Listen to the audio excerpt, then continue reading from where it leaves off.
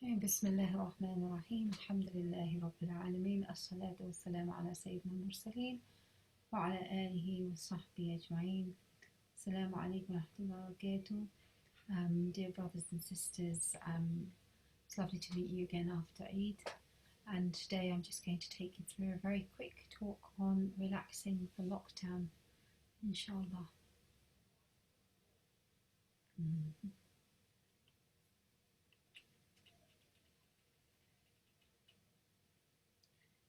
Okay, there we go. How do we emerge safe and sound from a lockdown and not bounce out and bounce back in? And this is what a lot of us have been wondering. We've already seen what's happened with schools. Today's press suggests that primary school children are no longer going to be expected to return back to school for 4 weeks before the summer holidays, and that secondary school pupils may not all return in a normal fashion in September.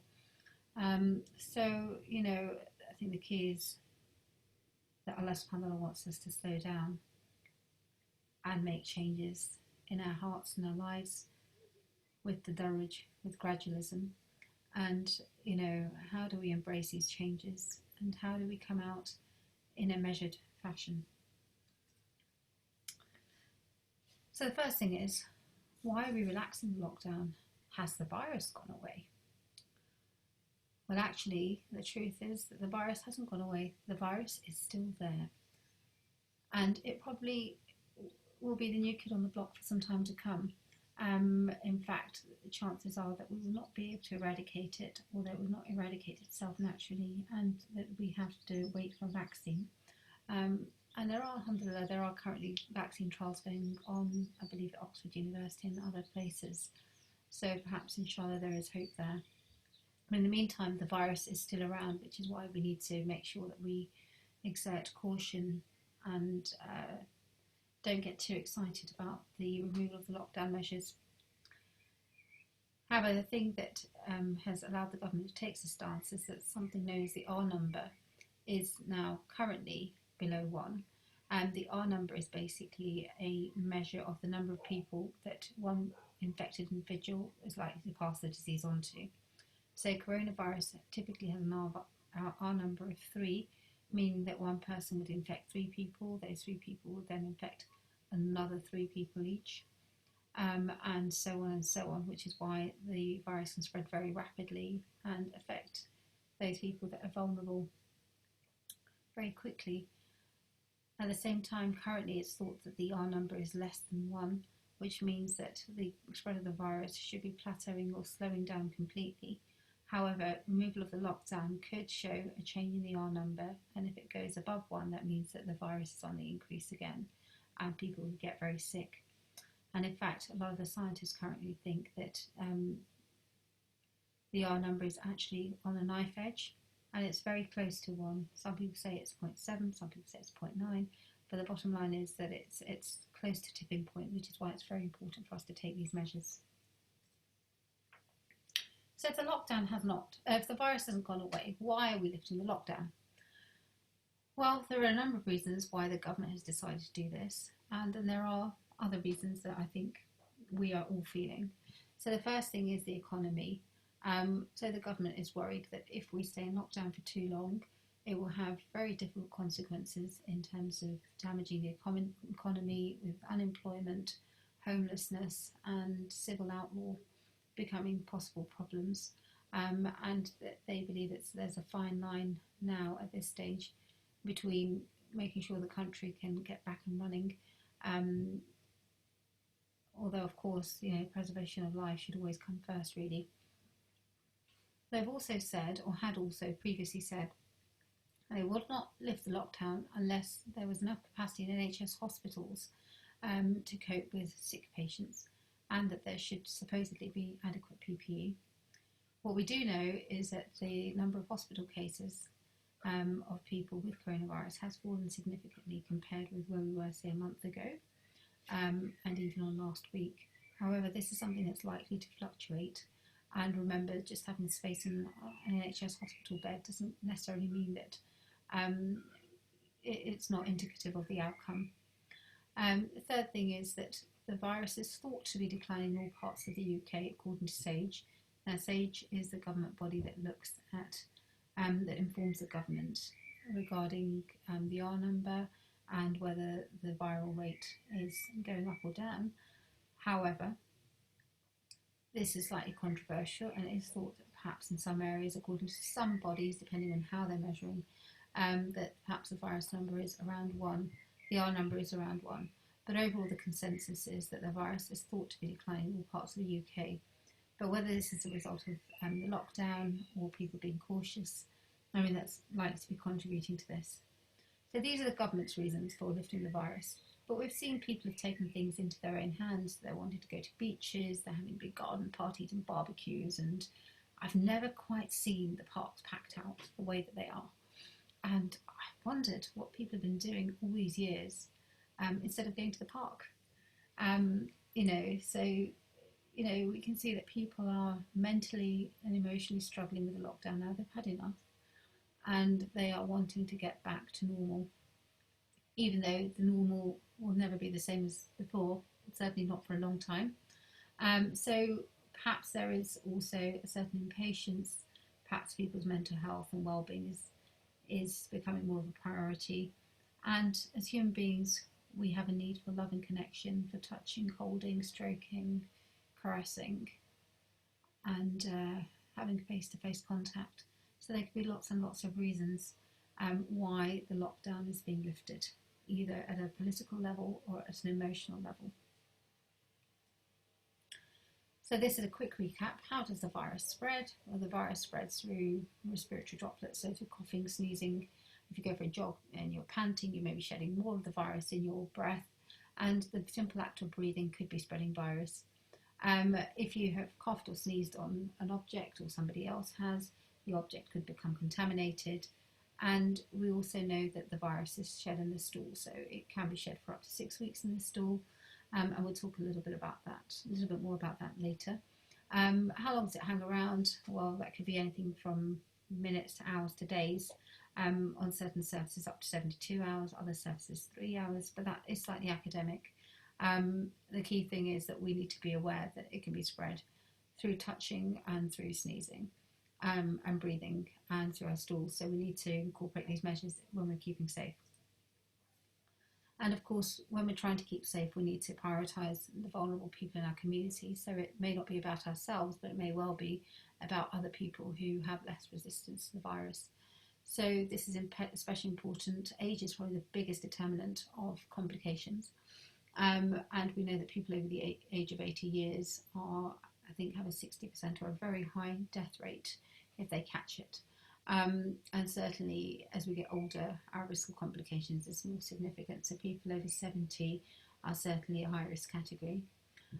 Men are at higher risk than women. Doesn't mean that women are at no risk, but there are some theories now that perhaps it's related to testosterone levels or some other hormonal issue, because we find that bald men are at a higher risk. And that is men that have not shaved their hair because they can't get to the barbers in the lockdown. Is men that have, unfortunately and sadly lost their glorious locks in the way before the lockdown. Black and minority ethnic communities, so black people, Asian people, also Chinese people, and we know that the Pakistani and Bangladeshi communities are at double the risk of dying from coronavirus compared with other communities. And there are many, many reasons for this, and I'm not going to get into those now, but we need to be aware that we are a high-risk community, whether this is due to socioeconomic or demographic factors or genetic factors or metabolic factors or low vitamin D, but we need to acknowledge that our risk is a lot higher, and so we need to act in a more conservative fashion as the lockdown is relaxed. People with low vitamin D are 20 times more likely to suffer critical complications of coronavirus, meaning intensive care stay or death. And again, this is something easily treatable. And we have high-risk occupations, so bus drivers, chefs, taxi drivers, and frontline workers, key workers, hospital staff are at higher risk of complications with coronavirus, partly because of the public-facing job, partly because of lack of PPE, partly because they you're a bus driver, you're cooped up with maybe 50 or 100 other people and you're breathing the same air.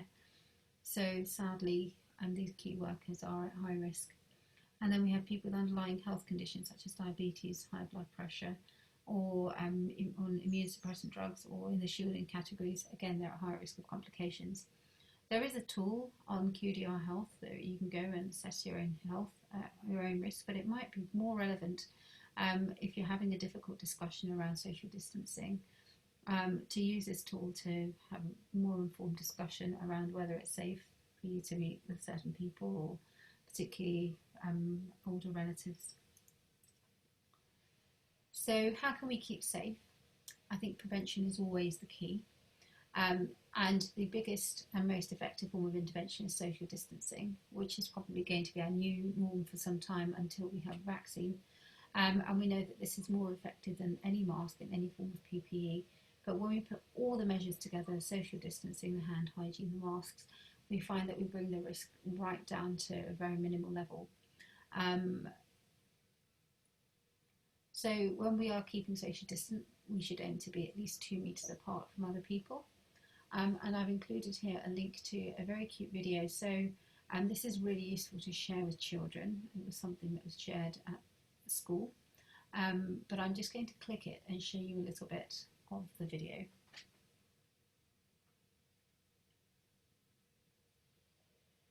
So it's a beautiful video.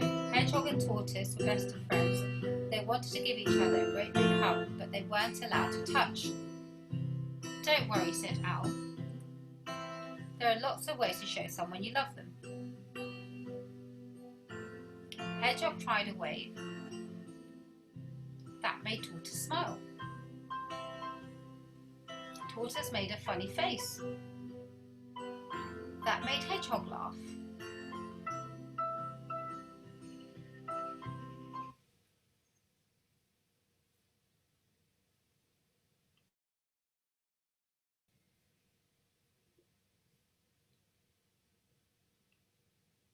Okay, so and so on. So it's a very lovely video to share with your family. It shows us that even though we're socially distant, we're not emotionally distant, and there are many, many ways that we can express our love for one another, because this is a part of who we are. And this is something that Prophet ﷺ taught us, to love one another, and that he who believes loves for his brother what he loves for himself. Okay, the next thing is about masks. Now, these have been all over social media and all over the press, and there's different guidance coming out from the UK government and the World Health Organization. In a nutshell, masks reduce the risk of transmission to about 3%. However, masks on their own should not offer a false sense of security, and they are no substitute for social distancing.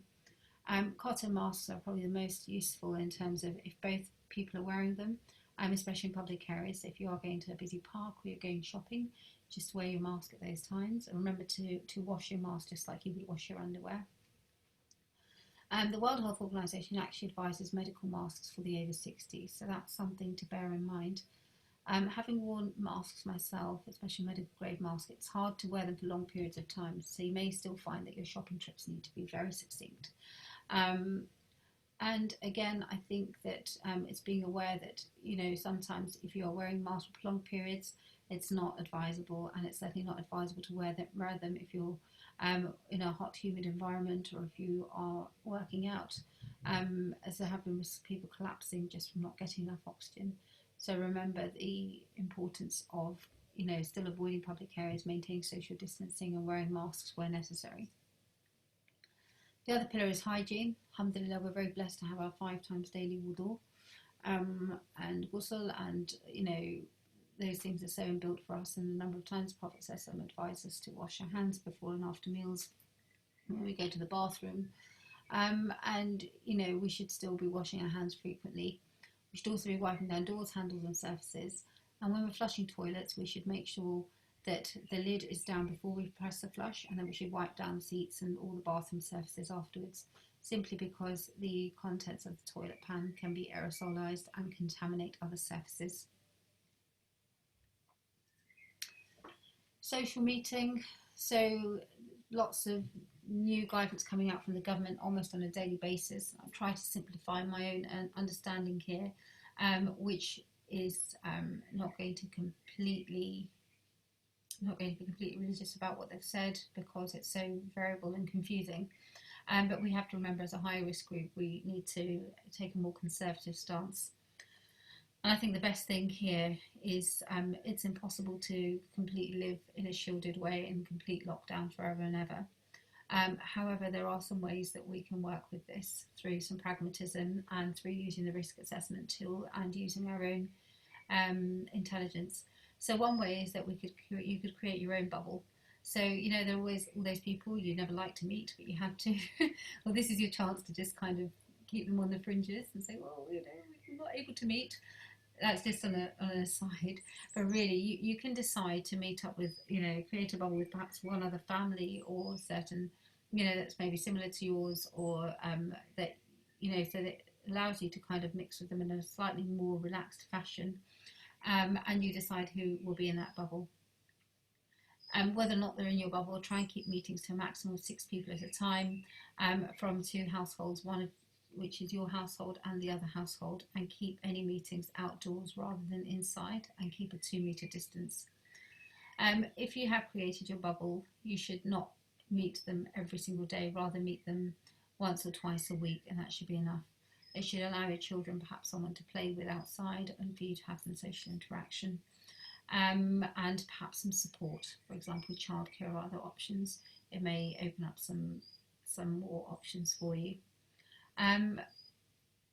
If you are going to do the social meetings with 6 people in your garden, including yourselves, you need to still exert extra caution for the high risk groups. For example, let's think about elderly grandparents above the age of 70, especially if they've got additional health problems. It's perhaps not a good idea to put them in a risky situation, and perhaps keep any contact with them quite limited, or shield them from any high risk activities.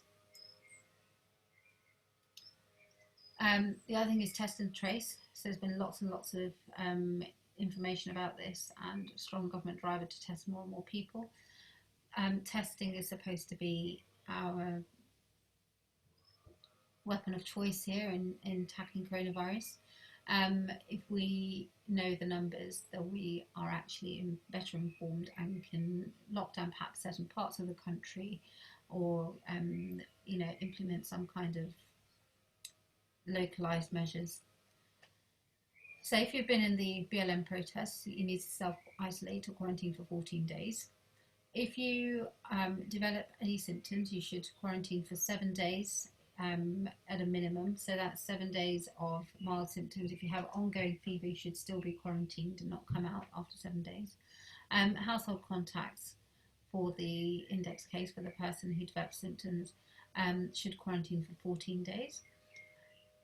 If you develop symptoms, you can go on the government website, and I'll give you a link here, to arrange testing for coronavirus. And if that test comes back as positive, then you should quarantine yourself, and additionally, people that you've been in contact with may receive a call from the test and trace service to say you've been in contact, and they should quarantine themselves immediately for 14 days. I do believe there are some penalties there if you overlook that contact. If you're a healthcare worker, you actually need to go to the gov.uk website to arrange your coronavirus testing. So it's a slightly different process, and the process for return to work, etc., is also slightly different. And they're currently trialling the COVID-19 app on the Isle of Wight. It will be an opt-in app, which means that not everybody will automatically have their data tapped into.